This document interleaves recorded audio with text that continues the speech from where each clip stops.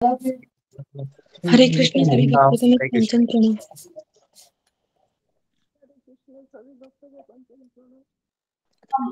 हरे कृष्णा सभी भक्तों को पंचांग प्रणाम। हरे कृष्णा सभी भक्तों को पंचांग प्रणाम। प्रभु जी पंचांग प्रणाम। हरे कृष्ण, क्या मेरी आवाज आ रहा है? हरे कृष्णा सही भक्तों को हरे कृष्ण सुधा माता जी आ रहा है। धन्यवाद प्रणाम। हरे कृष्ण। हरे कृष्ण कृष्ण मोहन प्रभु जी पंचांग प्रणाम। हरे कृष्ण रागिनी माता। हरे कृष्ण प्रिया माता जी पंचांग प्रणाम। हरे कृष्ण कृष्ण मोहन प्रभु जी पंचांग प्रणाम। हरे कृष्ण रागिनी माता जी पंचांग प्रणाम। सुधा माता जी पंचांग प्रणाम। रीतम माता जी पंचांग प्रणाम। हरे कृष्ण माता जी। हरे कृष्णा सही भक्तों को पंचांग प्रणाम। हरे कृष्ण कृष्ण मोहन प्रभु जी। आज जरा मेरी बेटी के लिए जरा प्रार्थना करवाइए। अच्छा अच्छा, क्या हो गया? कुछ नहीं, वो जो एग्जाम आ रहा है अगले हफ्ते, पर वो थोड़ा शारीरिक पीड़ा से गुजर रही है, तो उसके कोई बाधा आए उसके परीक्षा में, तो ये जरा। जी जी जी जी जी। क्या नाम है बिटिया का माता जी? स्नेहा। खुशी है। खुशी। जी ठीक है माता जी। धन्यवाद।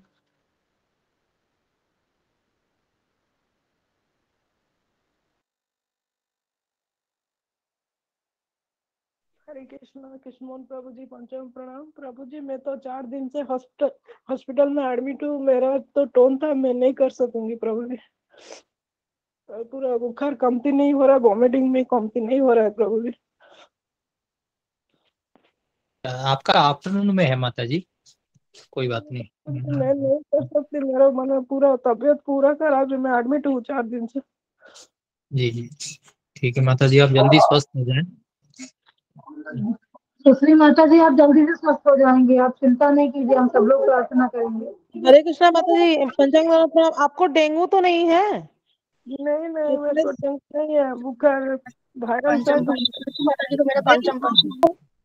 आप जिस प्रकार से लक्षण बता रही हैं, डेंगू में अगर प्लेटलेट्स डाउन होता है तो भी ऐसा ही होता है। तो बुखार का नहीं मतलब है कि वो डेंगू हो सकता है। टाइफाइड का भी करा लो टेस्ट माता जी। मैं टेस्ट कर ली हूँ, कुछ मैंने अभी तक रिपोर्ट कुछ नहीं आया अभी तक। मलेरिया भी करा लो, मलेरिया भी फैल रहा है आजकल, मलेरिया भी चल रहा है। मलेरिया और डेंगू दोनों का टेस्ट निकालेंगी तो क्योंकि डेंगू में ऐसे ही होता है जैसा आप बता रहे हैं। नहीं माता जी मैं टेस्ट की हूँ, अभी तक रिपोर्ट कुछ नहीं आया है अभी तक। अच्छा हरे कृष्णा धन्यवाद प्रणाम सभी भक्तों को। चलो कुछ ना आए अच्छी बात है, अपने सुजाता भगवान ठीक महापात्रा करेंगे। माता जी का टर्न है। हरे कृष्णा। सुजाता महापात्रा जी का टर्न है आज, लेकिन वो अभी लॉग इन नहीं की है गुरु वंदना के लिए। धन्यवाद प्रणाम सभी को। और विन्नी माता जी नरसिंह आरती के लिए, और आंचल सिंह माता जी का है कल के विषय में आज बताने के लिए। तो गुरु वंदना कोई माता जी कर दीजिए, सुजाता माता जी नहीं आई है। गुरु वंदना कोई करेंगे? हरे कृष्णा प्रभु जी, लेकिन हम कल ठीक से नहीं सुन पाए। माता जी तो अभी ये तो मैं क्या बताऊं, फिर आपको तो पहले बताना चाहिए ना, तो किसी समय रिक्वेस्ट करता। आपको रिकॉर्डिंग सुननी चाहिए। ये तो ये गुरु जी जैसा आएंगे, जो निर्णय गुरु जी लेंगे वो होगा। सभी गुरु वंदना हरे ऋतुपर्णा माता जी कृष्ण आप कर लीजिए। पंचांग प्रणाम। जी प्रभु जी हरे कृष्ण, गलती होगी तो प्लीज मुझे माफ करना। हरे कृष्ण। श्री गुरु चरण पद्म केवल भक्ति सद्मा बंदो मोहि सावधान मते जहार प्रसादे भाई हे भवतरिया जाई कृष्ण प्राप्ति हय जहाँ हाइते गुरु मुख पद्म वाक्य चितित करिया ऐक्य आरोना करी मनि आशा श्री गुरु चरणे रति एहि से उत्तम गति जे प्रसादे पूरे सर्व आशा चक्षुदान दिल जय जन्म जन्म प्रभु से दिव्य ज्ञान हृदय प्रकाशित चक्षुदान दिले जेई जन्य जन्य प्रभु से दिव्य ज्ञान हृदय प्रकाशित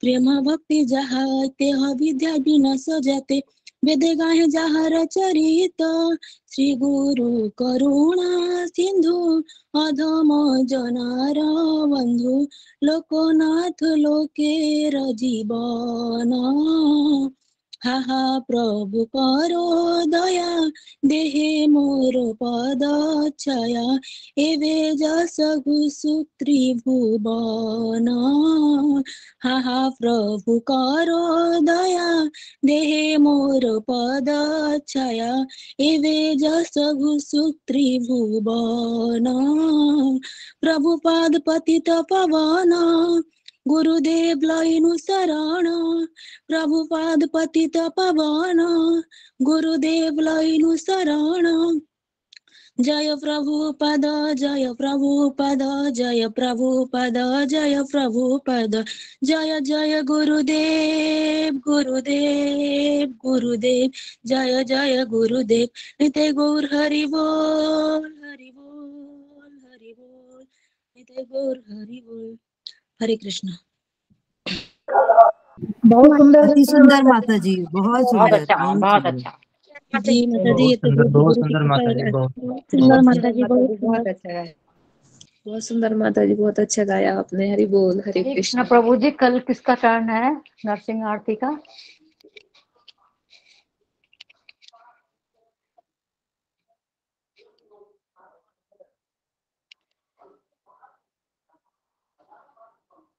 नहीं पता चला।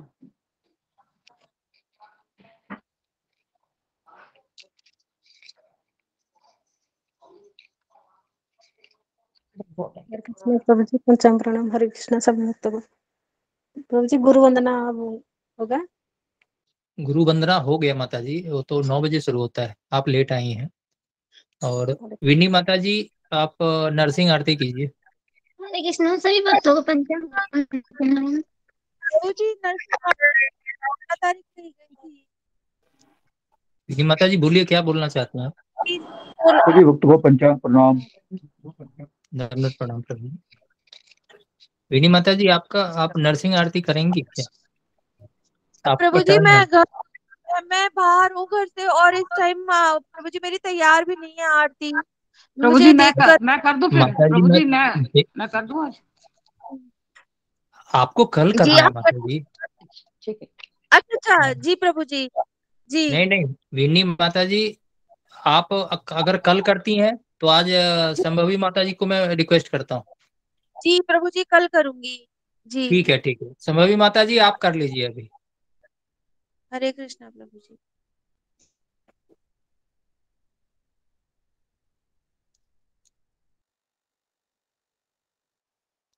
हरे कृष्णा कृष्ण कृष्ण हरे हरे, हरे कृष्णा सभी हरे को हरे कृष्णा। गुरु जी पंचांग हरे प्रणाम। कृष्णा हरे कृष्ण सब भक्तों को मेरा पंचांग प्रणाम। हरे पंचांग प्रणाम।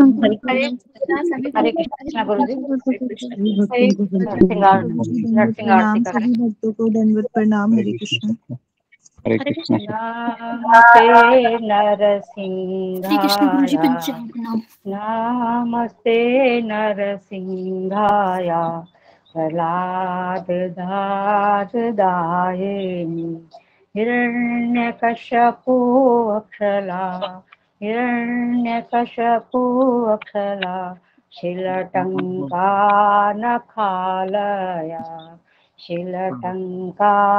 नखालया इतो नरसिंहा परतो नरसिंहा, इतो नरसिंहा परतो नरसिंहा, यतो यामि ततो नरसिंहा, यतो यामि ततो नरसिंहा, बहे नरसिंहा हृदये नरसिंहा, बहे नरसिंहा हृदये नरसिंहा, नरसिंहमतिं शरणं प्रपदे, नरसिंहमतिं शरणं प्रपदे, तव करकमलवरे नखां अद्भुत श्रृंगार दालितां हिरण्यकश्यपो तनुभृङ्गा केशवधीता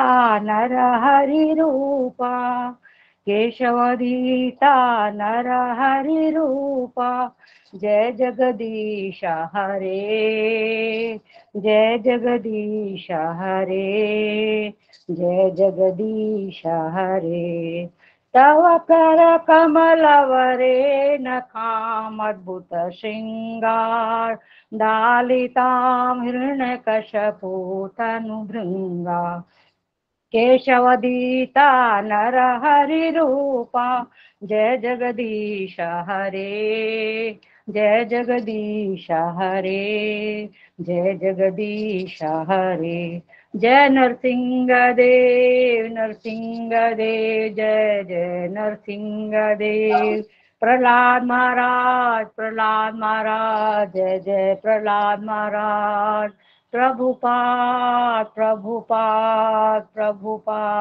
जय जय प्रभुपाद सर्व विघ्न विनाशक नरसिंह देव की जय।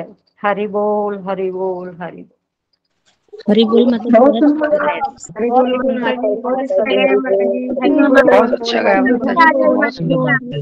हरि बोल माता जी हरि बोल बहुत सुंदर बहुत सुंदर। हरे कृष्ण हरे पंचांग बहुत सुंदर गाया आपने। हरे कृष्ण माता जी पंचांग प्रणाम। कल की गुरु वंदना शीला देवी माता जी, नरसिंह आरती विनी माता जी और आज के सत्र के विषय में रीना सिंह माता जी को बताना है, तो कृपया आप लोग नोट कर लें और 9 बजे सत्र ज्वाइन करें प्लीज। हरे कृष्ण, धन्यवाद प्रणाम। जी कुछ अनाउंसमेंट है कृष्ण मोहन प्रभु, अनाउंसमेंट कीजिए।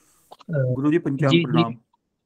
जी गुरुजी जो प्रतिभा माता जी की बिटिया है खुशी, उनका एग्जाम है आने वाला और उनकी तबीयत थोड़ी अच्छी नहीं है। और दूसरी जो अपनी सुश्री माता जी अभी भी बहुत ही बीमार है, तो उनका जो उनमें टर्न भी था तो गीता क्लास बताने का और नरसिंह आरती, उन्होंने भी बताया कि उनकी तबीयत बहुत खराब है। वो आज 4 दिन से शायद वो ड्रिप वगैरह चल रहा है, हॉस्पिटलाइज ही है। अच्छा जी ओके जी, तो उनके लिए भी प्रार्थना। और अनाउंसमेंट है? और तो अभी कुछ है नहीं गुरुजी, बाकी मेन वही है जो आपने बताया था ऋषिकेश यात्रा के लिए। तो कुछ भक्तों ने मुझसे बोला था, तो मैंने दिल्ली वाला जो दिल्ली से जो ट्रेन हैं 9-10 वगैरह, उसका स्क्रीनशॉट अवेलेबिलिटी वाला लेके मैंने शेयर किया था ग्रुप में दिल्ली से।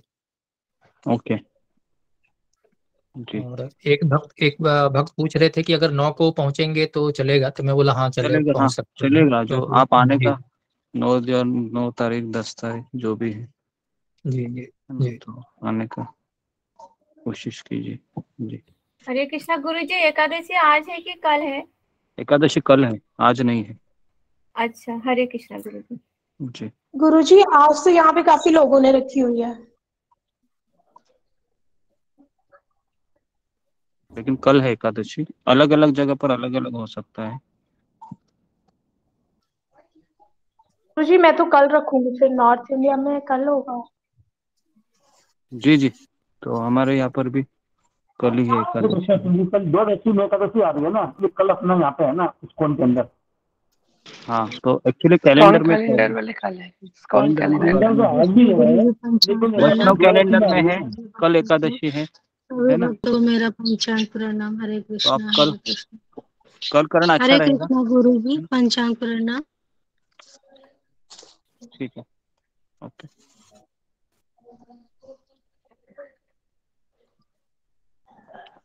ओम अज्ञानतिमिरन्धस्य ज्ञानाञ्जनशलाकया चक्षुरुन्मीलितं येन तस्मै श्री गुरुवे नमः। मुखं करोति वाचालं पंगुं लंघयते गिरिं यत्कृपातमहं वन्दे श्रीगुरुदीनतारिणं। परमानन्दमाधवं श्रीचैतन्यईश्वरं। जय श्री कृष्ण चैतन्य प्रभु नित्यानंद श्री अद्वैत गदाधर श्रीवासादि गौर भक्तवृंद। हरे कृष्णा कृष्ण कृष्ण हरे हरे, हरे राम राम राम हरे हरे। हाँ बाद में ये कैसे जाने का यहाँ पर तुम्हारा? मुझे ये ओपन करके दो ब्राउजर।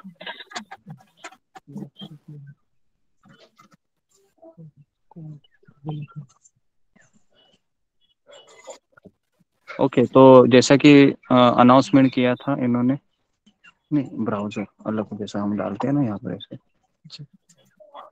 तो प्रतिभा माता जी की लड़की खुशी और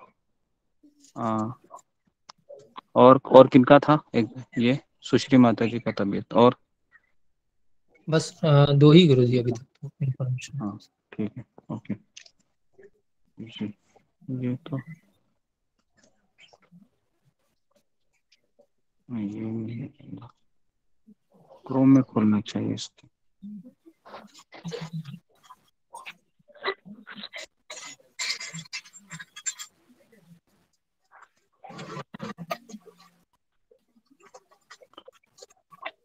ओके, तो इनके लिए हम एक बार हरे कृष्ण महामंत्र का स्मरण उच्चारण करते हैं ताकि उनका तबीयत भी ठीक हो जाए और हो सके तो उनका जो एग्जाम है वो भी क्लियर हो जाए। तो सब लोग प्रार्थना कीजिए एक बार हरे कृष्ण महामंत्र बोल के। हरे कृष्णा कृष्ण कृष्ण हरे कृष्ण हरे राम राम राम हरे हरे कृष्ण कृष्ण हरे हरे हरे राम राम राम हरे हरे हरे कृष्ण कृष्ण हरे हरे हरे राम राम राम हरे हरे हरे कृष्ण राम राम हरे हरे। धन्यवाद गुरु जी, धन्यवाद सब भक्तों को मेरा पंच।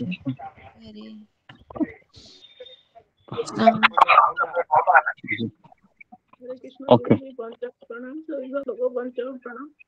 तो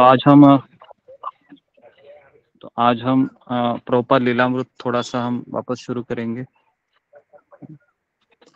तो हरे कृष्ण गुरु जी, आपने कहा था नवदीप धाम के बारे में बताएंगे 7 हाँ, दिन से बताऊंगा मैं।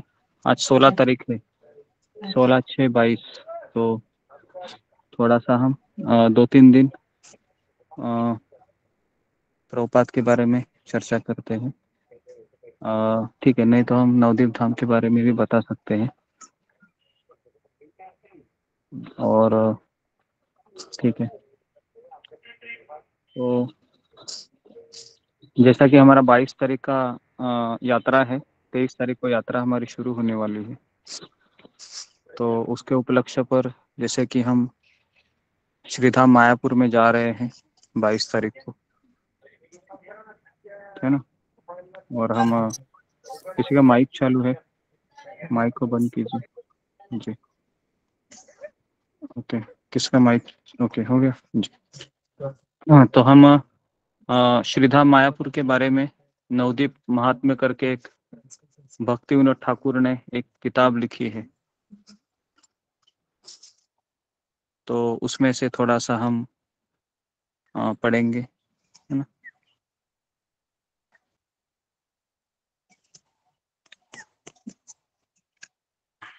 हरे कृष्ण हरे कृष्ण कृष्ण कृष्ण हरे हरे हरे राम राम राम हरे हरे। ओके, हरे कृष्ण ओके। तो इसके पहले भी मैंने एक लेक्चर लिया था नवदीप धाम के बारे में। तो हम नवदीप धाम, जैसा आज 16 तारीख है, 17, 18, 19, 20, 21, 22 और 23 तारीख की हमारी यात्रा शुरू होगी। तो कम से कम हम 23 से 28 वो 7 दिन और अभी 7 दिन, 14 दिन हमारा ये मायापुर यात्रा रहेगा। और हर एक जगह के बारे में डिटेल में हम बताने का आपको पहले से प्रयास कर रहे हैं, है ना। और हम फिर जैसे हमारी यात्रा खत्म होगी उसके बाद हम गौर पूर्णिमा है 7 तारीख को, होली के दिन, है ना। होली है 7 तारीख को, उस दिन हमको उपवास रखना है।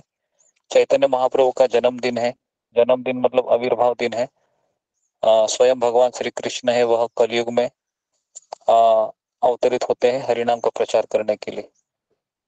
तो उसको हम 7 तारीख तक, है ना, तो हम जैसे हमारी यात्रा खत्म होती है तो हम उसके बाद फिर चैतन्य महाप्रभु की बाल लीलाएं या उनका लीलाएं के लिए चैतन्य चरितामृत में से हम पढ़ेंगे 7 तारीख तक, 8 तारीख तक। और उसके बाद हम शिल प्रभुपाद लीलामृत शुरू करेंगे फिर वापस एक बार, और लीलामृत खत्म, लीलामृत भी चलेगा साइमल्टेनियसली। और हम 2 दिन 3 दिन हमारा राधाना स्वामी महाराज का हमारा जो 2 दिन है उसको हमने रिजर्व करके रखा है, तो उसको भी हम साथ साथ लेंगे, क्योंकि सारी चीजें साइमल्टेनियसली चलते रहनी चाहिए। तो हमें शिक्षा भी महाराज से हमको लेते रहना है, हमको धाम यात्रा भी करनी है, और जैसे लीलामृत खत्म होगा उसके बाद हम श्रीमद् भागवतम लेंगे।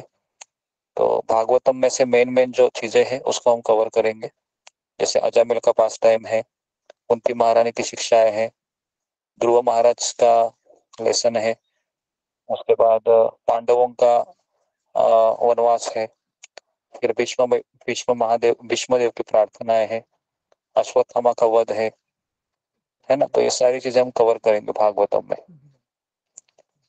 तो अभी हम नवदीप धाम महात्म्य के बारे में पढ़ते हैं, है ना। तो जी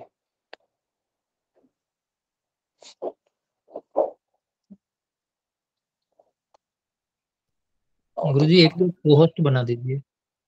हाँ हाँ, एक मिनट।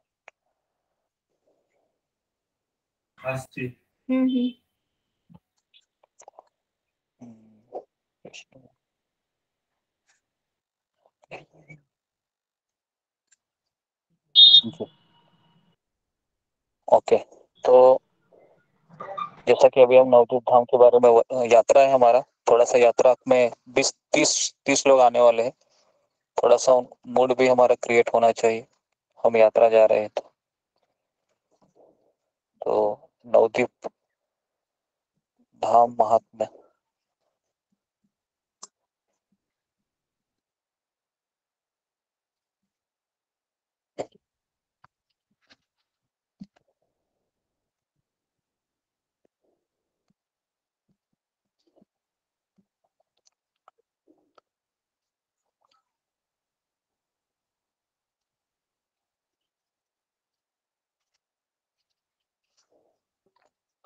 ये जो किताब है ये भक्तिविनोद ठाकुर ने लिखा है, हिंदी में है। तो इसमें से मैं पढ़ता हूँ।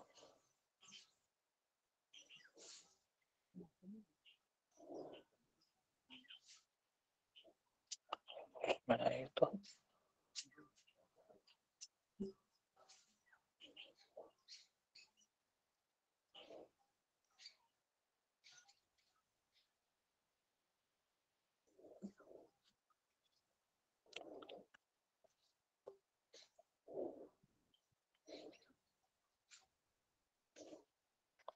जी हाँ,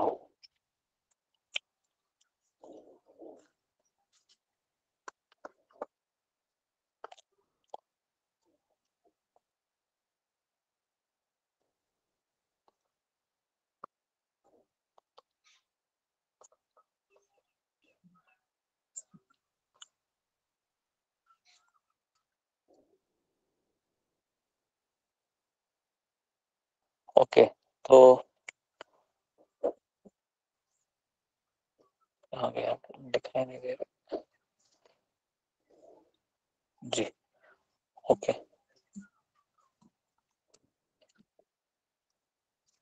तो मंगलाचरण से हम शुरू करते हैं।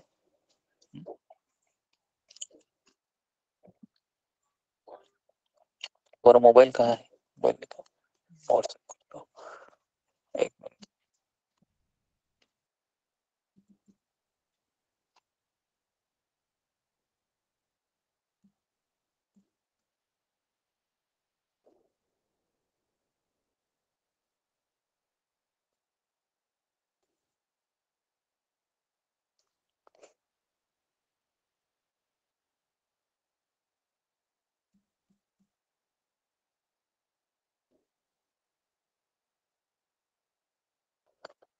व्हाट्सएप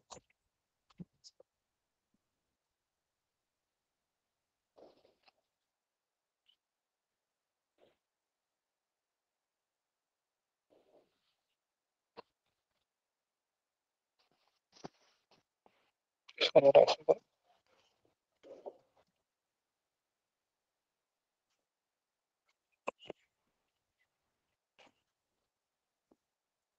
ओके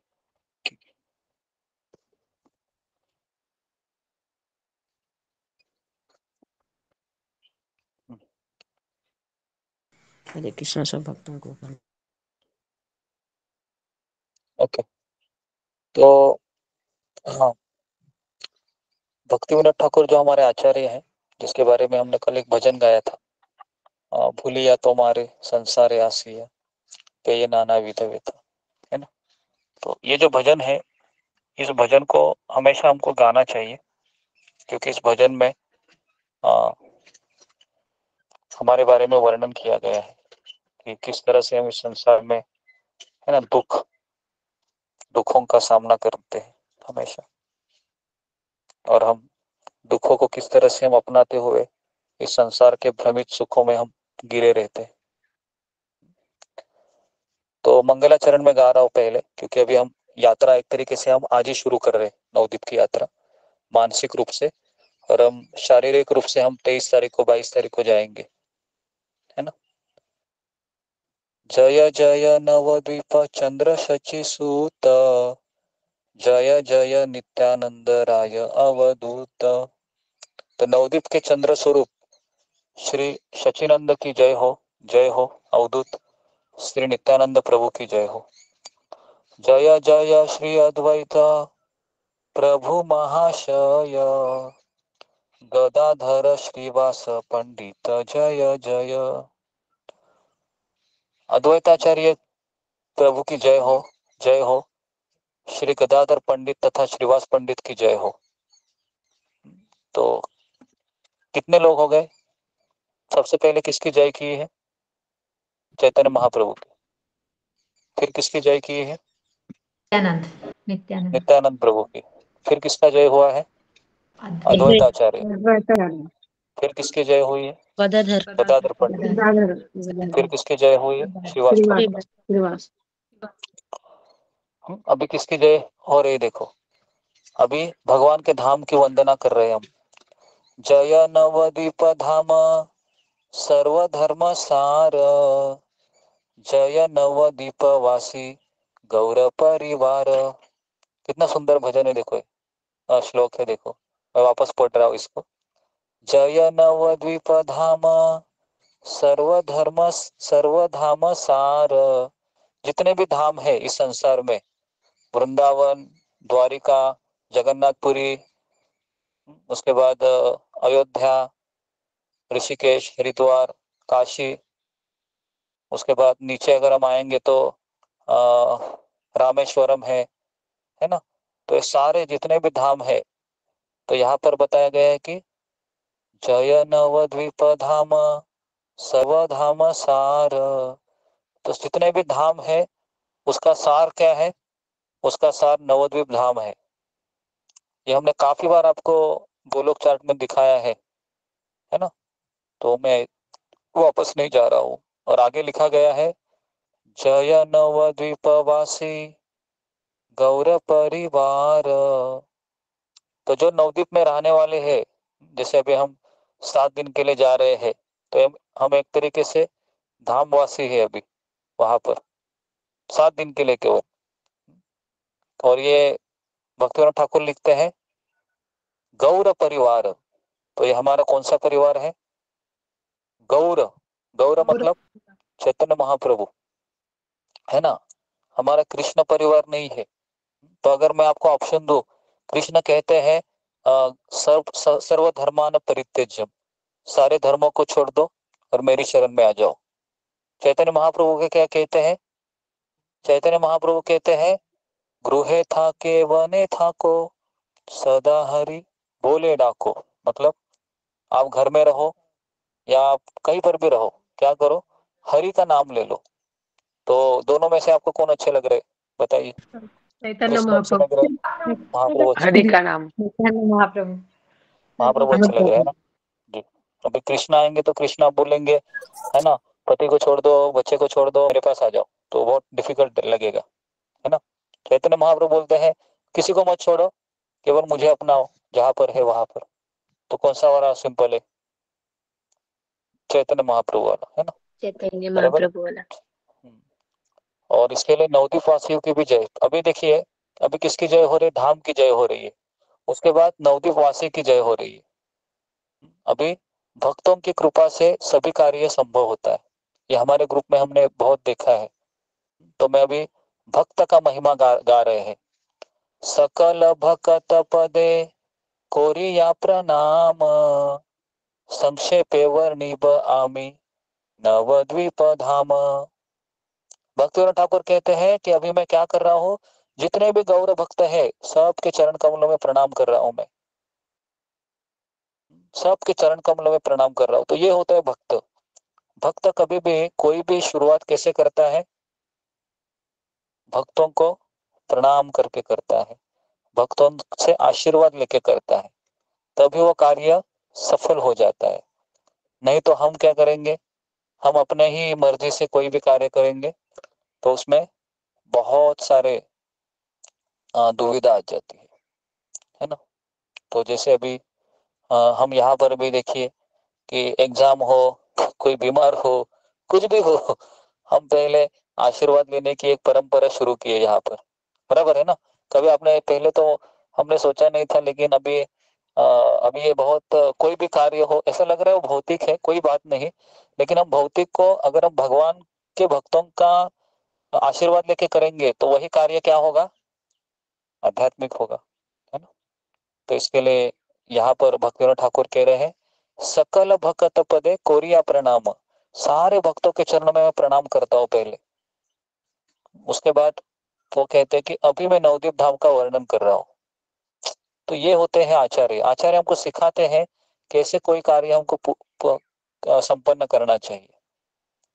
तो उसके बाद आगे अभी बताया गया है, नवद्वीप महात्म्य का वर्णन करने में असमर्थता ज्ञापन। अभी बोल रहे हैं कि मैं वर्णन करूंगा, लेकिन अगले लाइन में क्या बता रहे हैं देखिए, वापस एक बार ध्यान से सुनिए। ये इतने सुंदर उनके मनोभाव है ना कि हमें आने वाले मतलब कोई भी कार्य शुरू करते समय हमको ये पता होना चाहिए कि कैसे कार्य को शुरू करना है।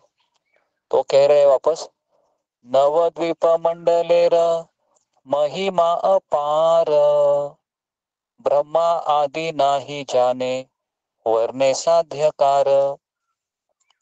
वो बोलते हैं कि नवद्वीप धाम की महिमा अपार है, ब्रह्मा जी भी इसका वर्णन नहीं कर सकते, तब मेरी क्या योग्यता है, मैं कैसे इस धाम का वर्णन करूं, मेरे में क्या क्षमता है। तो ये होता है भक्त। भक्त का एक लक्षण होता है कि वो कोई भी कार्य भले ही वो पूर्ण करने जा रहा है, लेकिन अगर वो पूरा करता भी है या पूरा करने के पहले भी, अंत में और बिगिनिंग में दोनों में वो अपने आप को क्या समझता है? अयोग्य समझता है। क्या समझता है? अयोग्य। अयोग्य का अर्थ है मैं क्वालिफाइड नहीं हूं। और इस संसार में भौतिकवादी लोग देखा है, शुरू करने के पहले क्या सोचते हैं? मैं करके दिखाऊंगा। सुना है आपने? मैं करके दिखाऊंगा। और जैसे खत्म होने के बाद कॉलर टाइट करते हैं ऐसे, मैंने किया। समझ में आ रहा है? दोनों चीजें में वो कुछ दिख रहा है क्या? नम्रता। लेकिन एक भक्तिविनोद ठाकुर देखो कैसे सिखा रहे हैं। बिगिनिंग में भी वो सोच रहे हैं कि मैं इसके लिए अयोग्य हूँ, क्योंकि नवद्वीप धाम की महिमा अपार है। और उसके बाद अंतिम होने के बाद भी वो सोचते हैं कि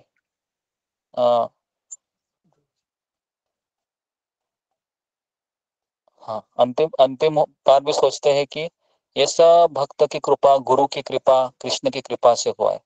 और हम यही आपको यहाँ पर भी हम यही आपको सिखा रहे हैं कि कोई भी कार्य अगर आप अच्छे से करते भी है, हमारे मुखों से यही आना चाहिए कि सब कृष्ण गुरु की कृपा है, मैं तो अयोग्य हूँ, मेरे में कुछ गुण नहीं है, मुझे पता है मैं क्या हूँ, मेरे में काम क्रोध लोभ कुट कुट के भरे है ना। इस पापी हृदय से कैसे कुछ अच्छा कैसे हो सकता है। तो ये विनम्रता का लक्षण है ना।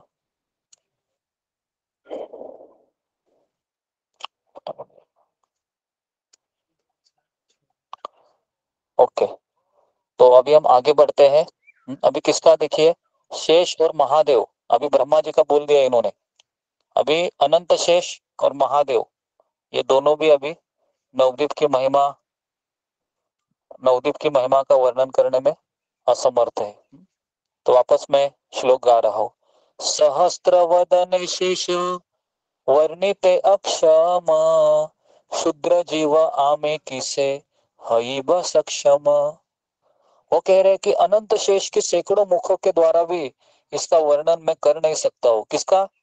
नवद्वीप धाम का। समझ में आ रहा है ना? तो अभी आप बोल रहे हो कि प्रभु जी गुरु जी बोलिए जरा नवद्वीप धाम का, तो अभी मैं क्या बोलूं ये सब बोलकर ही मैं चुप हो गया। अभी ये आचार्य कह रहे हैं कि हम तो कर नहीं सकते हैं, बराबर है।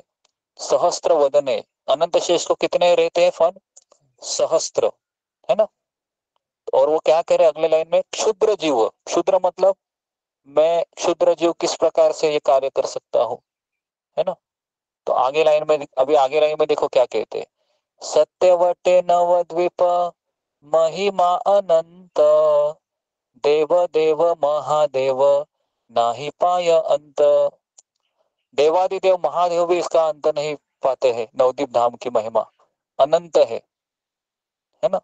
तो आप सोच सकते हो, है ना। जैसे अभी परसों शिवरात्रि है ना।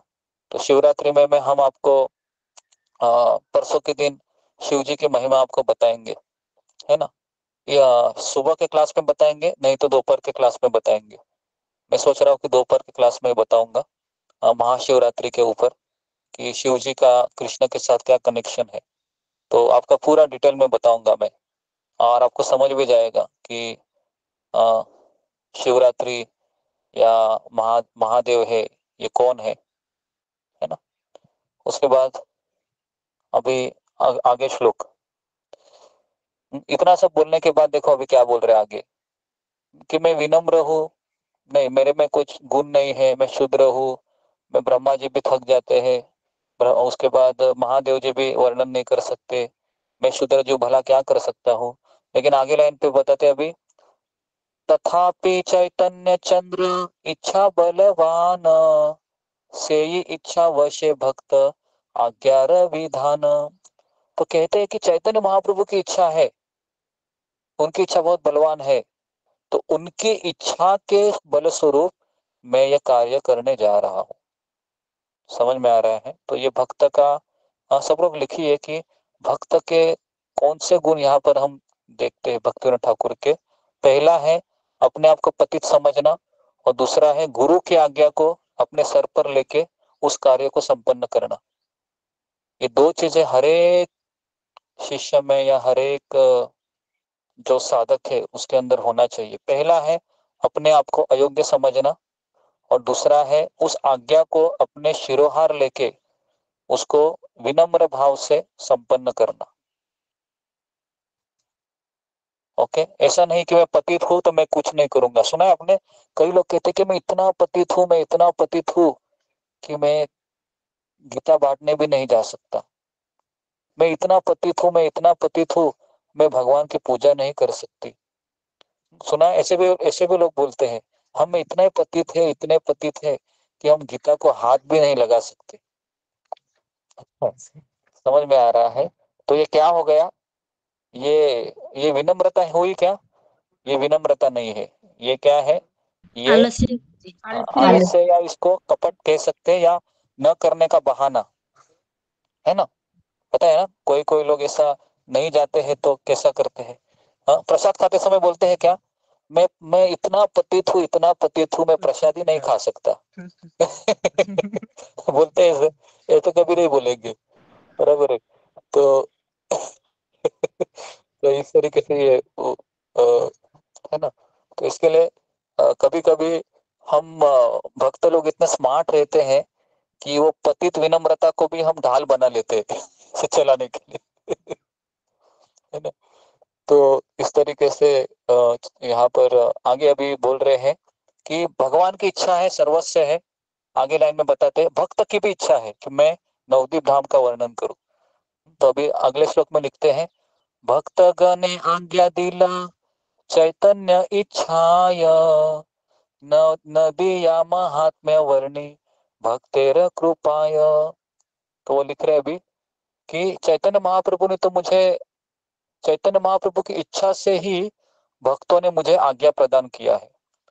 मैं उन्हीं भक्तों की आज्ञा रूपी कृपा से ही नवदीप धाम का वर्णन करने जा रहा हूँ, है ना। तो अगर अगर कोई आपको कोई भक्त आदेश देता है तो समझने का वो चैतन्य महाप्रभु की इच्छा से ही संपन्न हुआ है, क्योंकि भगवान कृष्ण है या चैतन्य महाप्रभु है, वह गुरु वैष्णव के माध्यम से ही आपको आज्ञा देंगे। और अगर आप उस आज्ञा को ये सोच के लेंगे कि इस व्यक्ति का मैं क्यों सुनूं, तो फिर क्या होगा, फिर कल्याण हो गया, फिर आप कभी भगवत तत्व को समझ ही नहीं सकते, है ना। क्योंकि आपको क्या लगता है चैतन्य महाप्रभु हमारे सामने आएंगे बताने के लिए कि ऐसा करो करके? ऐसा तो होगा नहीं, है ना। तो भगवान के भक्त और गुरु ही आपको बताएंगे कि ये ठीक नहीं है, तब क्या मानना है? चैतन्य महाप्रभु का आदेश है, उन्होंने ही ये कहा है। तो ये हमारी परंपरा है। अभी आगे, अभी ग्रंथकार भक्तिनाथ ठाकुर गूढ़ रहस्य का उद्घाटन कर रहे हैं, अभी शुरू हो रही है। तो इसको कहते हैं मंगलाचरण। एक भाव बना लेना, कोई भी कार्य संपन्न करते समय भाव जरूरी है ना। जैसे अभी हमने कल यहाँ पर इनका सगाई किया, तो पहले हमने क्या किया, पहले हमने राधा कृष्ण की पूजा की, भगवान को केंद्र में रखा, उसके बाद हम सारा चीज संपन्न किए। अगर मैं डायरेक्टली इनका शुरू कर देता था तो फिर भौतिक कार्य होता था, है ना। हमको तो भौतिक कार्य करना नहीं है यहाँ पर, तो इसके लिए हमने पहले राधा कृष्ण को हमने दिया ऑफर किया, उसका फूल ऑफर किया, अर्घ्यम किया, पूरा हमने पूजा किया। उसके बाद फिर उनको हमने वहां पर अग्नि प्रकट की, तो इससे क्या होगा, वो कार्य आध्यात्मिक हो गया, है ना। तो अभी आगे कहते हैं भक्तिनाथ ठाकुर, आर एक कथा आछे गूढ़ अतिशय, कहिते नाय इच्छा हय, ना कहिले नय। तो कह रहे कि ये गूढ़ है, ये कथा अतिशय रहस्यपूर्ण है, यद्यपि कहने की इच्छा नहीं है तथापि कहे बिना भी नहीं रह जाता। मतलब कैसा भक्त होता है देखो, वो सोचता है कि मैं कैसे भगवान की महिमा को गाऊं, है ना, क्योंकि मैं उसके लिए अयोग्य हूँ। लेकिन साथ साथ वो क्या सोच रहे हैं, लेकिन मेरी बहुत इच्छा हो रही है किसी ना किसी को बताने की। ऐसा होता है आपका? होता है। ये भक्त का गुण होता है कि हम सोचते हैं कि मैं क्या बताऊं किसी को, मेरे को तो कुछ आता भी नहीं है, लेकिन जब मैं आपका नाम लेता हूँ तो तुरंत सब लोग तैयार हो जाते हैं। है कि नहीं? सारे लोग फिर चालू हो जाते हैं, है ना। तो कभी कभी तो इतना अंदर से आती है कि बिना आदेश दिए ही माइक को अनम्यूट करके शुरू हो जाते हैं, बराबर है। तो इस तरीके से ये, तो ओके, तो आगे अभी बताते हैं, जे अवधि श्री चैतन्य अप्रकट हैल, धाम लीला प्रकाशिते भक्ते आज्ञा दिल। जिस समय चैतन्य महाप्रभु अप्रकट हुए उस समय उन्होंने भक्तों को श्री नवदीप धाम की लीला को प्रकाशित करने के लिए आज्ञा प्रदान की। तो यह आज्ञा होना बहुत जरूरी है। नरोत्तम दास ठाकुर एक भजन में, है ना, हमारा वो भजन हम गाते हैं, राधा कृष्ण प्राण मोर युगल किशोर। उसका अंतिम लाइन क्या है? श्री श्री क्या लाइन है उसका अंतिम?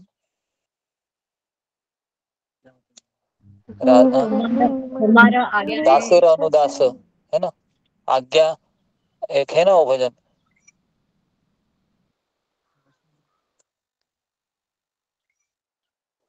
श्री कृष्ण चैतन्य प्रभुर दासेर अनुदास,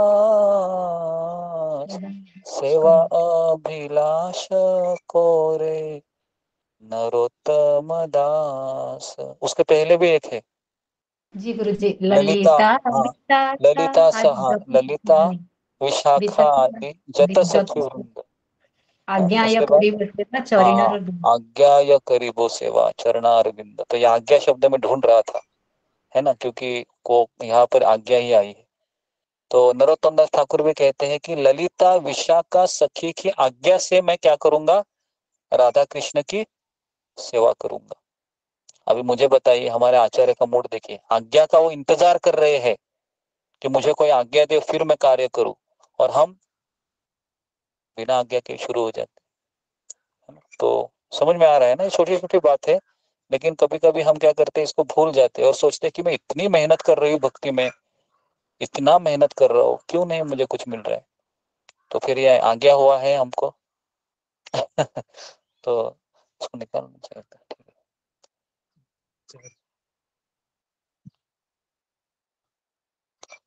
ओके, तो ये आज्ञा होना जरूरी है, तो ये भी हम ढूंढ रहे हैं। उसके बाद अभी माया देवी द्वारा गौर लीला से संबंधित शास्त्रों को छिपा कर रखना। अभी माया देवी क्या करती है, गौर लीला को छिपा के रखती है। क्यों छिपा के रखती है? अगर आप नवदीप में जाओगे ना आज भी, तो कई ऐसे संप्रदाय है जो चैतन्य महाप्रभु को भगवान नहीं मानते हैं। समझ में आ रहा है? वो सोचते हैं कि ये संत है। कितने भक्त, कितने लोग हैं वो सोचते हैं कि चैतन्य महाप्रभु एक कृष्ण के भक्त है, एक संत है, भगवान नहीं है, है ना। तो इसके लिए ये माया देवी क्या करती है, ये माया देवी उसको माया देवी क्या कर रही है, उसको वो सिखा के छिपा के रखती है। क्यों छिपा के रखती है, इसका भी आएगा। सर्व अवतार है ते गूढ़ अवतार, श्री चैतन्य चंद्र मोर विदित संसार। मेरे परम आराध्य चैतन्य महाप्रभु का अवतार अनन्य सभी अवतारों से अत्यधिक गूढ़ है, यही संपूर्ण विश्व में प्रसिद्ध है। तो चैतन्य महाप्रभु का अवतार है, किसी शास्त्र में वर्णित नहीं है, केवल एक ही श्लोक आता है भागवतम में। पता है कौन सा वो श्लोक है? भागवतम में एक ही श्लोक आता है, कृष्ण वर्ण कुशा कृष्ण सांगोपांगास्त पार्षदम यज्ञ संकीर्तन प्रायर यजंती ही सुमेधस। ये एक ही श्लोक है जिसमें वर्णन आता है कि एते चांद कला पुंस कृष्णस्तु भगवान स्वयं।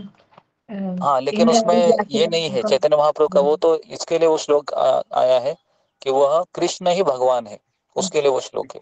लेकिन चैतन्य महाप्रभु के लिए एक ही श्लोक है जो मैंने अभी गाया, कि कृष्ण वर्ण त्विषा कृष्ण, मतलब वो कृष्ण ही है लेकिन उनका वर्ण है त्विषा कृष्ण, कृष्ण के जैसा नहीं है। उनका वर्ण कैसा है? राधा रानी के जैसा है।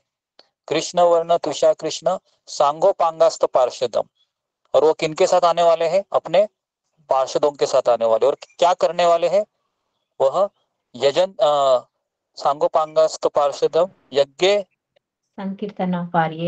संकीर्तन आंदोलन का प्रचार करेंगे और सुमेधस, मतलब जो बुद्धिमान लोग हैं, आप जैसे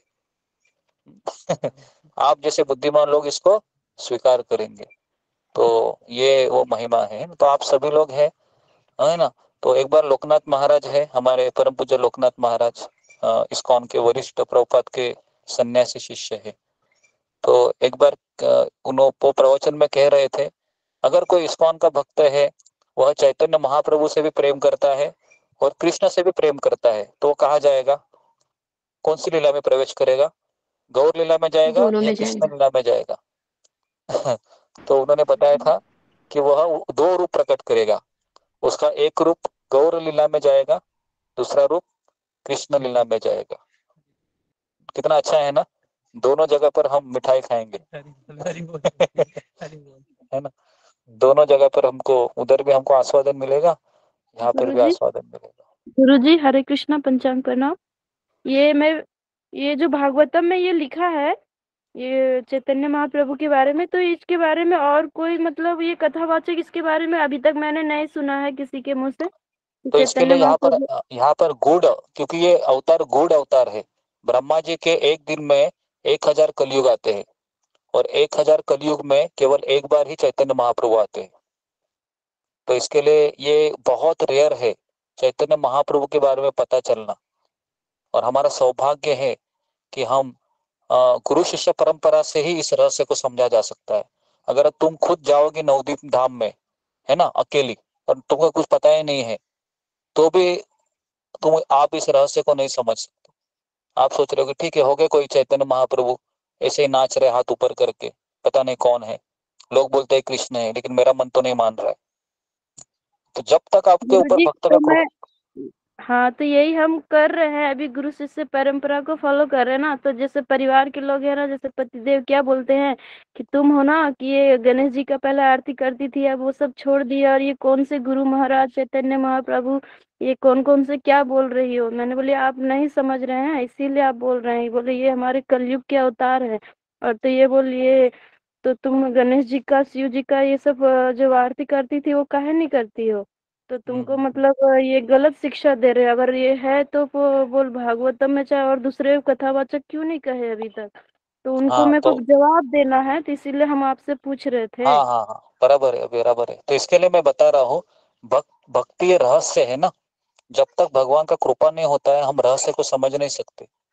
और एक नाम अपराध भी है, अश्रद्धालु व्यक्ति को हरि नाम का उपदेश देना। जिसका श्रद्धा ही नहीं है, चाहे फिर वो मेरा पिता हो, पति हो, कुछ भी हो, श्रद्धा ही नहीं तो हम कितना उसको समझाएंगे। तो इसके लिए पहला क्या है, आपको ये उनको देखना है कैसे इनमें श्रद्धा का बीज अंदर घुसे। तो उसके लिए आप पहले उनको प्रसाद खिलाइए, है ना, उनसे प्रेम पूर्वक बातें कीजिए। फिर धीरे धीरे धीरे धीरे जब वो तुम आपको अप्रिशिएट करने लगेंगे कि मेरी पत्नी अच्छी भक्त बन रही है, फिर वो भगवान चैतन्य महाप्रभु का रहस्य उनको समझ में आएगा। जी समझ में आ गुरु रहा जी, मैं ये 2 काम जरूर करती हूँ, ये प्रसाद खिलाने वाला और ये थोड़ा जो आरती गाती हूँ ना, जब भी जोर जोर से और चिल्ला के गाती हूँ ताकि और सब लोग है? हाँ सुने। तो सुने, वो हाँ भी थोड़ा सा वो ये जान गए कि अब इसको कितना भी बोलेंगे ना तो ये तो बोल आरती गाना छोड़ेबे नहीं करेगी, तो इसलिए है ना। हाँ, तो जी जी जी, अब वेरी वो गुड। ये तो अच्छा अच्छा न्यूज़ है कि अगर आपने के पति इस तरीके से बोल रहे हैं कि इसको कितना भी समझाओ ये समझने वाली है नहीं, तो ये तो अच्छा न्यूज़ है। हम चाहते हैं कि सारे पति ऐसे ही हो कि ये समझेगी नहीं, इसको करने दो जो कुछ करना है। ओके मेरे हस्बैंड भी बोलते हैं गुरु जी। हरे कृष्ण प्रभु, इस हाँ, छंद अवतार में है ना, चेतन महाप्रभु का अवतार जो है छंद अवतार में हुआ था ना प्रभु। क्या हुआ था? उनका अवतार जो हुआ है छंद अवतार में थे ना, जो अभी आए कलयुग में आए थे जो। छन्न अवतार, हाँ वही मैं बता रहा हूँ कि ये छन्न अवतार है, रहस्य है कि हर कोई इसको समझ नहीं सकता है बेसिकली। तो और मैं वही बता रहा हूँ कि 3 संप्रदाय है हमारे, श्री संप्रदाय है या पुष्टि संप्रदाय है, निम्बाकाचार्य है। इन इन संप्रदाय में भी इतना चैतन्य महाप्रभु का अप्रिसिएशन नहीं है। समझ में आ रहा है ना? ये हमारा ही केवल ब्रह्म मध्व गौड़ीय संप्रदाय में ही है। तो ये बाकी के 4 संप्रदाय में से 3 संप्रदाय में चैतन्य महाप्रभु की महिमा सुनने को नहीं मिलेगी आपको। कृष्ण नारायण, लक्ष्मी नारायण, उसके बाद राधा कृष्ण की महिमा सुनने को मिलेगी। लेकिन चैतन्य महाप्रभु की महिमा है ये केवल हमारे इस गौड़ीय परंपरा में ही सुनने को मिलेगी। तो इसके लिए मैं हमेशा कभी कभी सोचता हूँ कि अगर 4 संप्रदाय में से अगर मैं श्री संप्रदाय में जाता था तो मैं महाप्रभु की कृपा से वंचित हो जाता था, है ना। तो ये हमारा एक सौभाग्य है कि हम प्रभुपाद जी के अनंत अनंत कृपा है जब हम इस तरीके से सोचते हैं कि आज प्रभुपाद की इतना प्रचार कार्य की वजह से ही हम चैतन्य महाप्रभु की महिमा को समझ पा रहे हैं, है ना। तो आगे अभी मैं बढ़ता हूँ। गौरेर गंभीर, हाँ, गौरेर गंभीर लीला हैले अप्रकट, प्रभु इच्छा जानी माया हय अकपट, उठाई या लैल जाल जीव चक्षु है ते, प्रकाशील गौर तत्व ए जड़ जगते। तो गौर सुंदर की गंभीर लीला के अप्रकट होने के पश्चात महाप्रभु की इच्छा के अनुसार माया देवी ने निष्कपट होकर जीवों के नेत्रों के सामने से अपना माया रूपी जाल उठाकर इस जड़ जगत में गौर तत्व को प्रकाशित कर दिया। तो माया देवी क्या करती है, धाम को आवृत्त करती है ताकि जो असुरिक लोग जब धाम में आते हैं तो फिर वह उस धाम की महिमा का उनको जागरूक नहीं करती है। जो सही चेतना से आता है गुरु शिष्य परंपरा की कृपा को प्राप्त करते हुए, उसी व्यक्ति को माया देवी उस धाम की महिमा को उनको क्या आंखों के सामने प्रकाशित करती है। इसके लिए अगर आप अकेले वृंदावन जाओगे, अकेले मायापुर जाओगे, अकेले जगन्नाथपुरी जाओगे, आप कुछ नहीं प्राप्त कर सकोगे, कुछ नहीं। हमें हमेशा भक्तों की संगति में जाना चाहिए। मैं आज तक कभी अकेला धाम में नहीं गया हूँ। मैं हमेशा राधानाथ स्वामी महाराज की यात्रा निकलती थी तो, और कभी ऐसे ग्रुप गया भक्तों का तभी मैं गया हूँ। मुझे पिछले 20 साल में कभी याद ही नहीं है कि मैं अकेला वृंदावन गया हूँ या अकेला नवद्वीप गया हूँ। अभी मैं आप लोगों को लेके जा रहा हूँ, ये अकेला है लेकिन उसके साथ भी आप लोग से भी रहते हैं, आपकी सेवा हो इसके लिए मैं आप लोगों के साथ जाता हूँ। तो हमें कभी धाम में अकेले नहीं जाना चाहिए, क्योंकि माया देवी क्या करती है, अकेले व्यक्ति को रस खुल नहीं पाती है। तो हमें हमेशा भक्तों की संगति में जाना चाहिए। उसके बाद अभी नित्यानंद प्रभु की कृपा प्राप्त करेंगे हम। बड़ दयालु प्रभु नित्यानंद राय, गौर तत्व प्रकाशील जीवे रहियाय। तो नित्यानंद प्रभु के जीवों के हृदय में गौर तत्व को प्रकाशित कर दिया। परम दयालु है ना। जैसे हमने नित्यानंद त्रयोदशी के ऊपर 2 घंटा 2 क्लास हमने लिए थे, है ना। नित्यानंद प्रभु, हाँ हाँ प्रभु नित्यानंद प्रेमानंद सुखी, कृपा अवलोकन कर आमी बड़ दुखी, है ना। हम इतने दुखे, इतना दुख है इस संसार में, पूछो मत। तो इसके लिए हम नित्यानंद प्रभु को पुकार रहे हैं, है ना, कि आप आ जाइए और हमारा दुख को शांत कीजिए। तार आज्ञा पे माया छाड़े आवरण, सुभक्त पंडित गण पाय शास्त्र धन। तो नित्यानंद प्रभु की आज्ञा प्राप्त करके माया देवी ने अपने आवरण को हटा लिया और पंडितों को शास्त्र रूपी धन की प्राप्ति हो गई। तो माया देवी ने भी कब अपना आवरण हटाया? नित्यानंद प्रभु ने कहा कि अभी तुम क्या करो, आवरण को हटा लो। तो उसके बाद फिर वो कहते हैं कि इहाते संदेह जार नाहय खंडन, से अभागा वृथा के न धरय जीवन। इतना सुनकर भी इस विषय में जिसका संदेह दूर नहीं होता, वह अभागा वृथा ही अपने जीवन को क्यों धारण करता है। अभी इतना वर्णन करने के बाद क्या सोच रहे, देखो भक्तिनाथ ठाकुर। भक्तिनाथ ठाकुर बोल रहे मैं इतना महिमा बताया, अभी इतना सुनने के बाद भी अगर कोई व्यक्ति नवदीप धाम में नहीं आता है, चैतन्य महाप्रभु की कृपा नहीं प्राप्त करता है, तो भक्तिनाथ ठाकुर क्या कह रहे हैं, उसने जीवन को ही क्यों धारण किया। क्या बोल रहे देखो, जीवन को क्यों धारण किया, मतलब वो क्या है, कुछ फायदा नहीं है, है ना। जीकर कुछ फायदा नहीं है बोल रहे, है ना।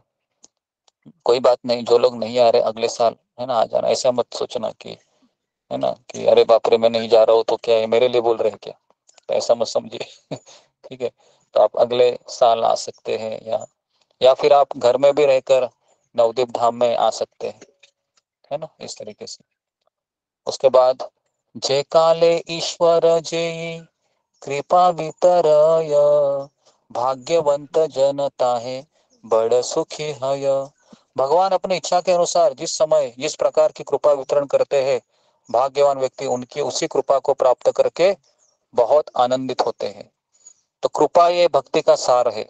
हमेशा एक चीज याद रखिए, ज्ञान योग, कर्म योग, ध्यान योग, अष्टांग योग, ये अपनी इच्छा से व्यक्ति यहाँ तक प्राप्त कर सकता है। लेकिन भक्ति योग में गुरु की कृपा, कृष्ण की कृपा होना बहुत जरूरी है। आप कितना भी प्रयास करें, अगर हमसे अगर गुरु संतुष्ट नहीं है, वैष्णव संतुष्ट नहीं है, तो फिर हमें समझने का कि कृष्ण संतुष्ट नहीं है मेरे से। तो इसके लिए ये भक्ति योग थोड़ा सा अलग है।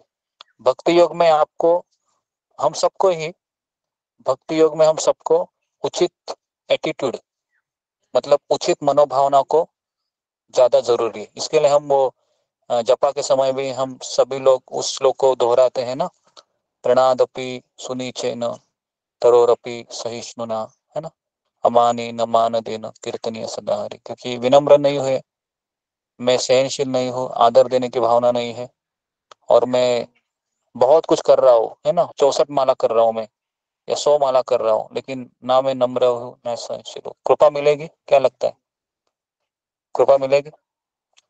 नहीं मिलेगी, है ना, बराबर है।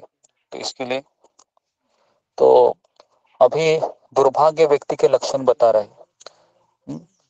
दुर्भागा लक्षण ए जान सर्व जन, निज बुद्धि बड़ बलि कोरिया गणन।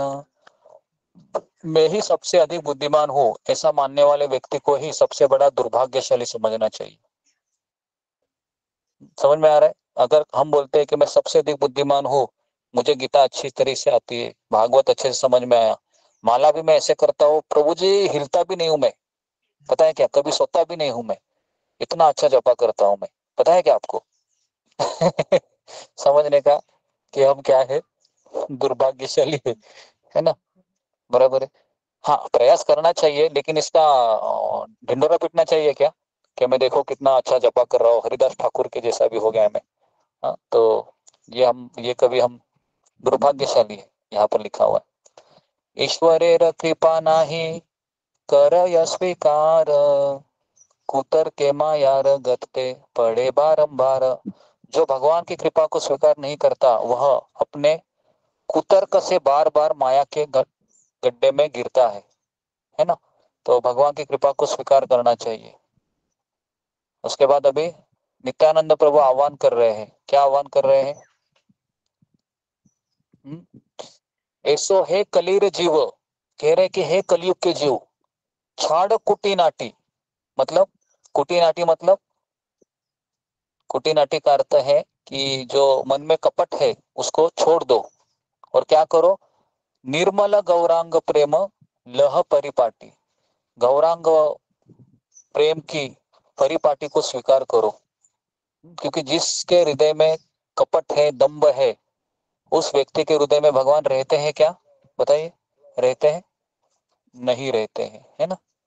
आपको पता है ना, रामायण में प्रभु रामचंद्र किसको पूछते हैं? नाम भूल गया मैं। जो जब प्रभु रामचंद्र वो इनको गंगा को पार करके केवट को पार कर, केवट का पास टाइम होके जब आते हैं ना, तो उधर एक ऋषि मुनि रहते हैं, है ना, उनको पूछते हैं कि मैं कहाँ रहूं, आप मुझे बताइए। कौन से वो ऋषि रहते हैं? मैं उसका नाम भूल गया। अगस्त ऋषि गुरुजी? नहीं, अगस्त ऋषि? अगस्त्य ऋषि नहीं, भारद्वाज ऋषि। हाँ भारद्वाज ऋषि, हाँ बराबर, भारद्वाज ऋषि, हाँ वेरी गुड। भारद्वाज ऋषि को पूछते हैं प्रभु रामचंद्र, क्या पूछते हैं? आप मुझे बताइए, मैं तो इस वन के बारे में नहीं जानता हूँ, आप ऋषि मुनि हमेशा वन में भ्रमण करते हैं, मुझे बताइए, मेरे पिता ने मुझे 14 साल का वनवास दिया है, मैं कहाँ रहूं, है ना। तो क्या बोलते हैं भारद्वाज मुनि? भारद्वाज मुनि बोलते, आप कहाँ नहीं रहते हो प्रभु? क्या बोलते हैं? आप कहाँ नहीं रहते, आप सभी जगह पर रहते हैं, मैं क्या बोलूं आपको कहाँ रहूं। फिर भी मैं आपको पता बोल रहा हूँ, जिसके हृदय में क्या नहीं है, छल नहीं है, कपट नहीं है, ऐसे हृदय में है प्रभु आप हमेशा निवास करिए, है ना। एक श्लोक भी है, पता है ना, रामचरितमानस में है, किसी को पता है वो श्लोक? छंद ऐसा, मैं भी भूल गया, उस बहुत अच्छा वो दोहा है। तो ये दोहा हमको याद करने चाहिए, है ना, जिसके, है ना, दम्भ कपट ना, ऐसा कुछ है, अभी याद नहीं आ रहा है मुझे। पशुनारी सभी होए दंड के अधिकारी। नहीं, ये नहीं, अलग है। ओके, वो मुझे लगता है वो लता मंगेशकर का एक सॉन्ग है ना, वो अपना रामचरितमानस, उसमें भी वो गाती है, वो सुंदर ये उसका वाला भी आवाज है। छल कपट मोह जिनके, छिद्र बाबा। हाँ ऐसा ही है कुछ तो। मोहि छल कपट नहीं पावा, निर्मल हाँ जन मन सो मोहि पावा। हाँ ऐसा मोहि ही है, कपट ऐसा ही छल कुछ। छिद्र न भावा, निर्मल जन मन सो मोहि पावा। जिनके श्रवण समुद्र समान, पता है, ऐसा है उसमें, जिनके श्रवण समुद्र समान, है ना, जिनके श्रवण मतलब जिनके कान भगवान की महिमा सुनने के लिए समुद्र की तरह है, विशाल है, हमेशा सुनते ही रहते हैं, है ना। उनके उनके चित्त में है प्रभु आप रहिए, ऐसा है, सुंदर है वो रामचरितमानस में। अगर किसी को पता अगर लगता है तो जरा मानस में जाके थोड़ा सा आप उसको सर्च कीजिए, नहीं तो आप लता मंगेशकर का एक एल्बम भी है, यूट्यूब में आप जाओगे ना तो उसमें देखिए, उसमें है, वो इतना सुंदर है कि आप सुनते ही रहोगे। तो हाँ, तो इस तरीके से। हाँ? अवगुण सिंधु मंद मति कामी, वेद विदूषक परधन स्वामी। नहीं ये भी नहीं, ये प्रदो हाँ, अच्छा है, आप लोगों का आ रहा है। धरे सुबेशा। हाँ ओके जी, ठीक है। हरे कृष्ण प्रभु। जापर कृपा राम की होई, तापर कृपा करहि सब कोई, जिनके कपट अभी दंभ सभी नहीं राम भक्त माया, आगे आ रहे तिनके हैं। हृदय बसहु रघुराया। हरे कृष्ण। पंचांग ओके वेरी गुड, चलो अच्छा है, कोई लोग गा रहे तो है, अच्छा। उसके बाद अभी आगे कहते हैं कि हे कलयुग के जीव, आओ छल कपट को छोड़ो, निर्मल गौरांग प्रेम की परिपटी को स्वीकार करो। उसके बाद कहते हैं एई बली नित्यानंद डाके बार बार, तबुत दुर्भागा जन ना करे स्वीकार। नित्यानंद प्रभु बार बार पुकार रहे हैं, हे दुर्भाग्य व्यक्ति, तुम इस गौरांग प्रेम को क्यों नहीं स्वीकार कर रहे हो? क्यों तुम माया रूपी इस माया की गोद में तुम सो रहे हो? कितने समय तक सोते रहोगे? है ना। इसके लिए वो भजन कौन सा गाते हैं भक्तिनाथ ठाकुर? जीव जागो, जीव जागो, गौरा चंद्र बोले, तको निद्रा छाड़ो जाओ, पिशाचीर कोले, एने छी औषधी माया, नशीबार लागी, हरिनाम महामंत्र, लाओ तुम्हें मांगे। है ना। उस भजन में ऐसा बोलते कि मैंने हरिनाम रूपी औषधि लाया है, लेकिन तुम बेवकूफ हो, क्या कर रहे हो? तुम सो रहे हो, सुबह उठ नहीं रहे हो। है ना। ऐसे बोलते जीव जागो। अरे जागो, कितना समय सोते रहोगे? करोड़ों साल तुम माया की गोद में सो रहे हो, अभी भी सोते रहोगे क्या?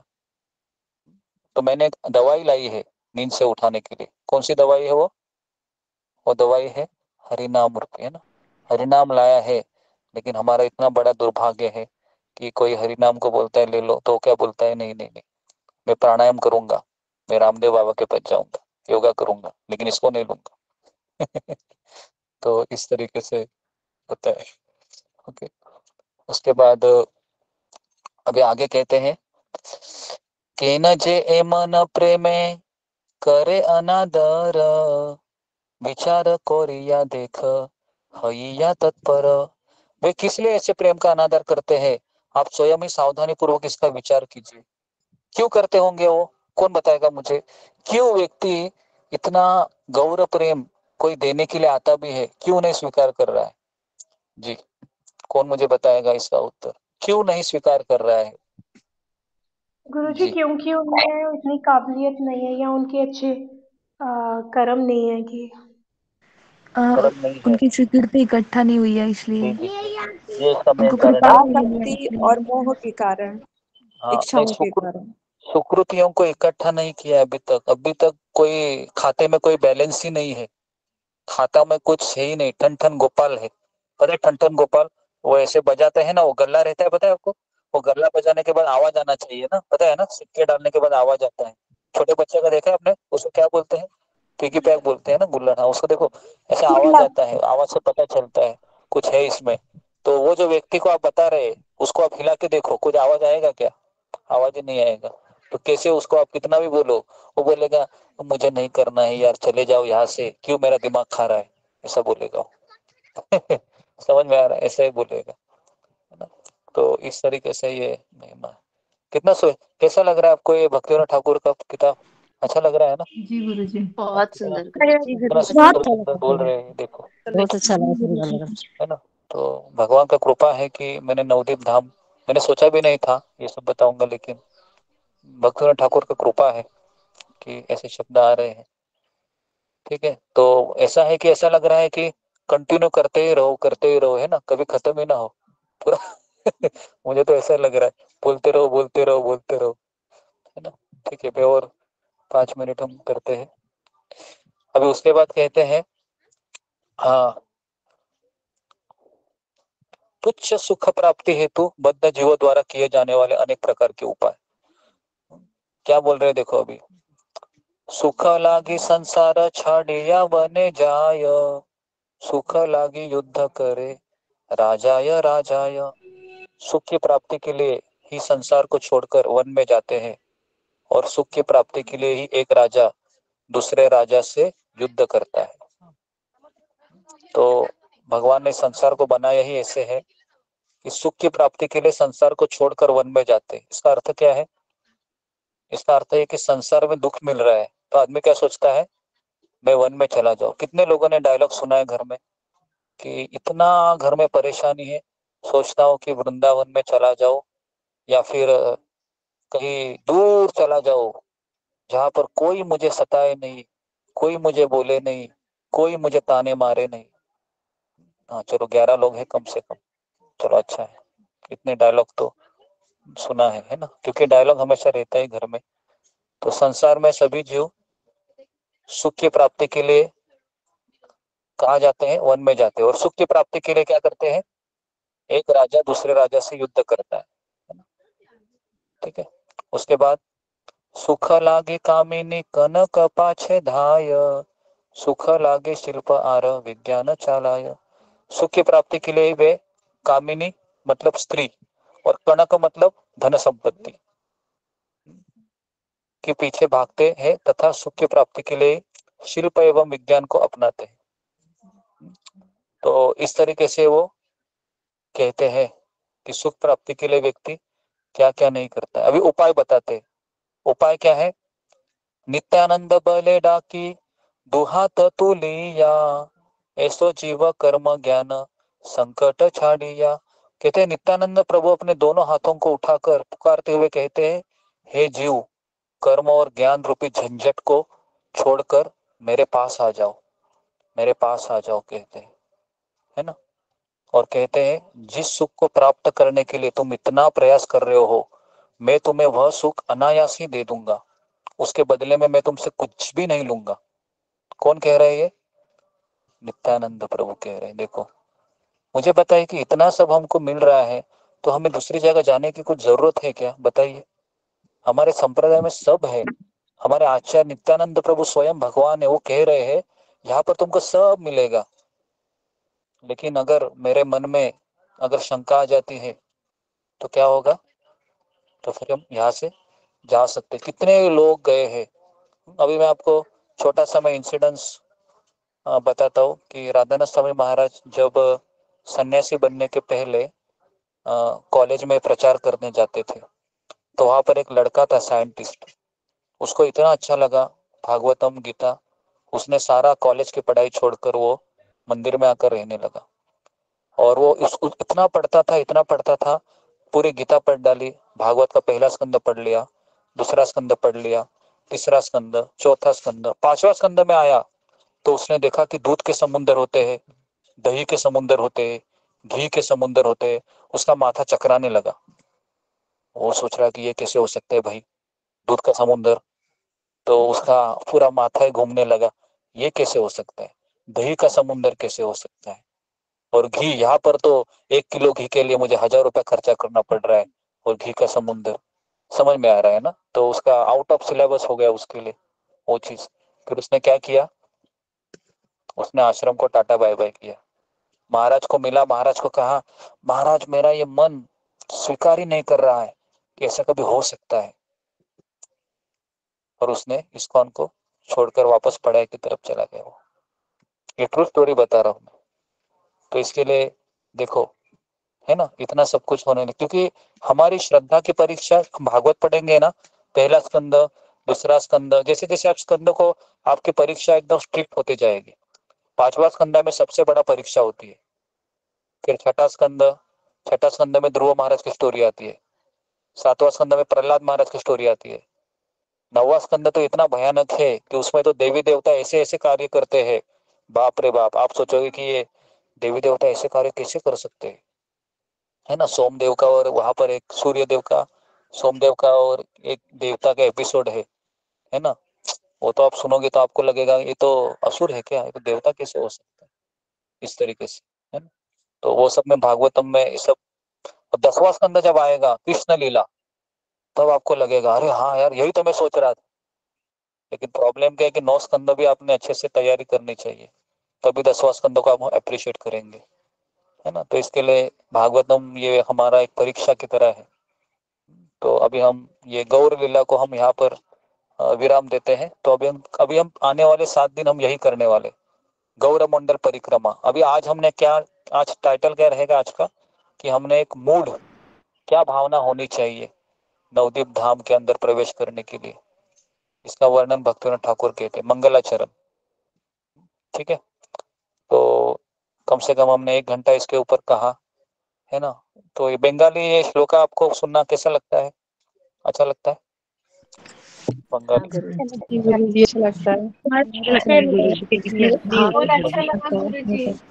बंगाली बंगाली है ना, तो ऐसा कहा जाता है कि बंगाली स्वीट बंगाली भाषा सब मीठा है, बराबर है ना।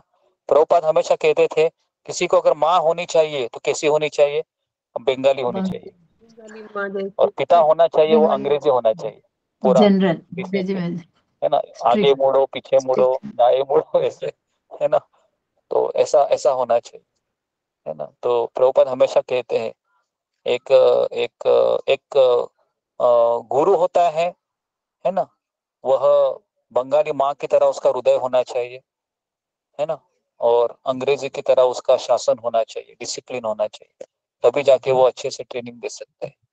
और इसके लिए एक बच्चे की परवरिश के लिए माँ और पिता दोनों का रोल बहुत जरूरी होता है ना, क्योंकि पिता हमेशा स्ट्रिक्ट ही रहता है, बराबर है ना। पिता पिता कभी प्यार करता है क्या, आपने देखा है? बच्चा आएगा तो भी पिता बोलेगा जा यहाँ से उधर रे, आया अभी मैं इतना थका हुआ आया हूँ, अभी तुम्हारे पीछे लगू क्या, ऐसा पिता बोलता है, बराबर है। और माँ हमेशा अवेलेबल रहती है, लेकिन अति लाड से फिर वो बेटा बिगड़ जाता है ना। और पिता है थोड़ा सा डांट फटकार करता है तो बेटे को समझ जाता है नहीं नहीं यहाँ पर अब मेरा भी नहीं चलता है, यहाँ पर इनका भी चलता है, तो फिर वो शांत हो जाता है इस तरीके से। ठीक है, तो मैं यहाँ पर रुकता हूँ, हमारा समय हो गया है। गुरुजी एक मेरा क्वेश्चन पूछो। हाँ, क्वेश्चन है किसी का? जी, फिंगर को रेज कीजिए। हाँ गुरु। हाँ जी, हाँ बोलिए रूबी कुमारी।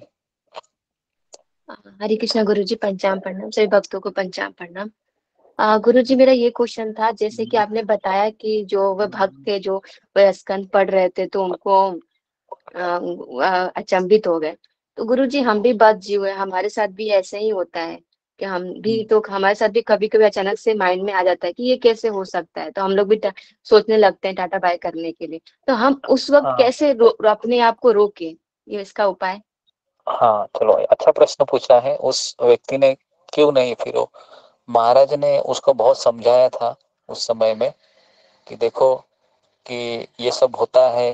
पहले हमको ये चीज समझनी चाहिए कि भगवान ये अचिंत्य है।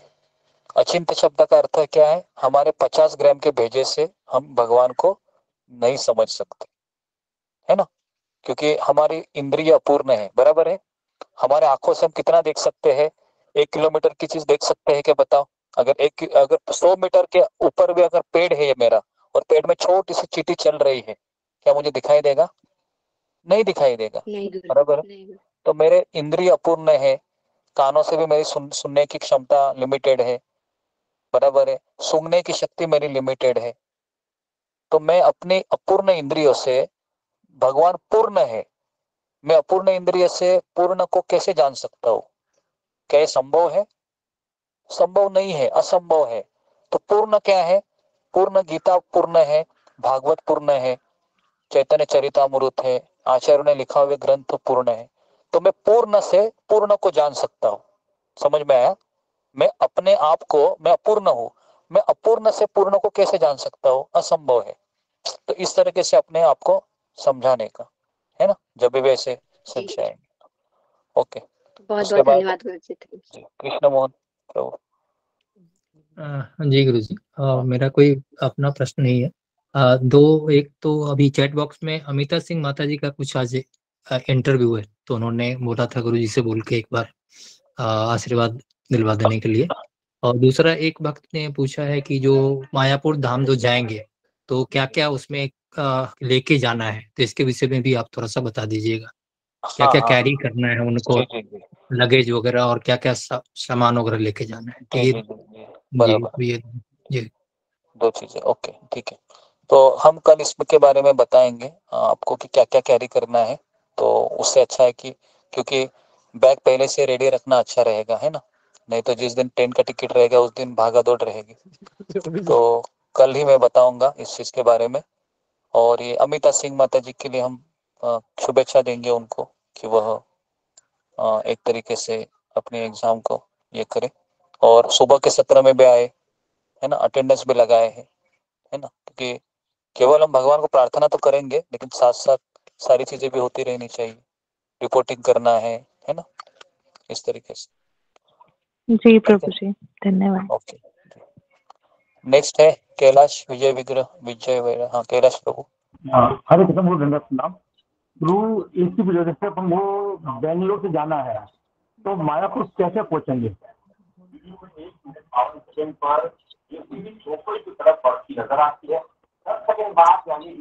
हरे कृष्ण प्रभु। हाँ बोलिए। बेंगलोर से हमें मायापुर जाना है, तो कैसे पहुंचेंगे? ये आपने प्रश्न तो आउट ऑफ सिलेबस बोला है प्रभु जी। नहीं मतलब वो उसमें तो पूछा ना, बेंगलोर मतलब मायापुर कैसे जाएंगे हम? मायापुर से मुझे इतना पता है कि हावड़ा तक आपको कैसे तो आना ही है ना। आप एरोप्लेन पे हवाई अड्डे पर आ रहे हैं, फिर उसके बाद में हाँ उसके बाद फिर मैंने इसके ऊपर एक बड़ा लेक्चर भी दिया है। मैंने कहा कि 2 रूट जाते हैं, है ना। एक रूट जाता है कि हावड़ा से हमको एक नवद्वीप या नवद्वीप में भी आप उतर सकते हैं लोकल ट्रेन से, या विष्णुप्रिया भी उतर सकते हैं, बराबर है, ये भी मैंने बताया था।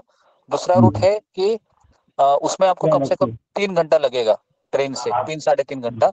लेकिन अगर आप बस से जाते हो तो बस से आपको 3.5 से 4 घंटा लगता है। बस कहाँ मिलेगी? बस कौन सी स्टेशन मिलेगी? हावड़ा स्टेशन पे आप उतरोगे ना, उसके वो साइड ही बस स्टैंड भी है और प्राइवेट व्हीकल भी चलते हैं। शिखा दुबे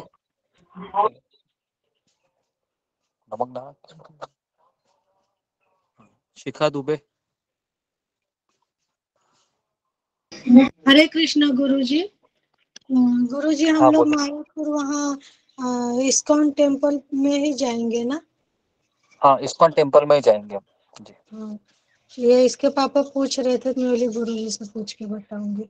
हाँ आपके उसके पापा को कहो मेरे से बात करने के लिए डिटेल में। नहीं करेंगे, मैं बोली एक दिन बहुत झगड़ा किए मेरे से, तो मैं बोली आप डायरेक्ट गुरुजी से बात कर लीजिए, माता जी लोग हैं उनसे बात कर लीजिए। बोलते वो सब मुझे नहीं करना है, मतलब वैसे बहुत कुछ मैं नहीं बात करूंगा, जब जाओ तुम जा रही हो अपने मन से।